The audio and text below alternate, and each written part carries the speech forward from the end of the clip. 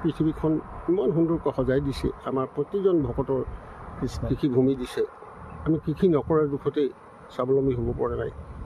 তেখেতে লাখ লাখ টকীয়া চাকৰি, SSB এডিশ্যনেল SP ৰেংকৰ এটা পোষ্ট, এতিয়া হয়তো তেখেতৰ 1.5-2 লাখ টকা দৰমহা হ'ল নহয়, সেইবিলাকো ত্যাগ কৰিব। আৰু আমি অকণমানি ভিডিঅ' এটা বনাইছোঁ।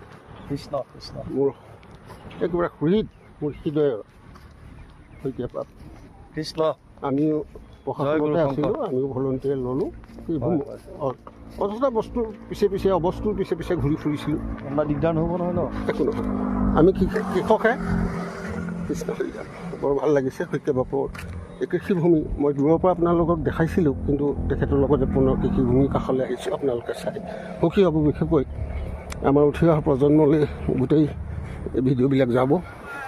ইয়াক আদৰ্শ মাধৱ মাধৱ মাধৱ কৃষ্ণ কৃষ্ণ কৃষ্ণ মহাকৃষ্ণ। আমি ইতিমধ্যে কৃষিভূমিলৈ যাত্ৰা কৰি আছোঁ। মাধৱ ৰাম কৃষ্ণ হৰি ৰাম। এইফালে ফেঞ্চিং দিয়া আছে। হয়, প্ৰায় 13-14 বিঘা মাটি কৃষ্ণ কৃষ্ণ, ফুৰিব আহিছে। বৰ সুন্দৰ।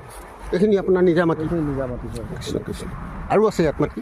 মাটি আছে মোৰ, বেলেগত আছে। হয়, প্ৰায় এইবাৰ 30 বিঘা মানৰ খেতি কৰিলোঁ। কৃষ্ণ কৃষ্ণ। 25 বিঘা। হয়, ভালেই হৈছে। কৃষ্ণ কৃষ্ণ।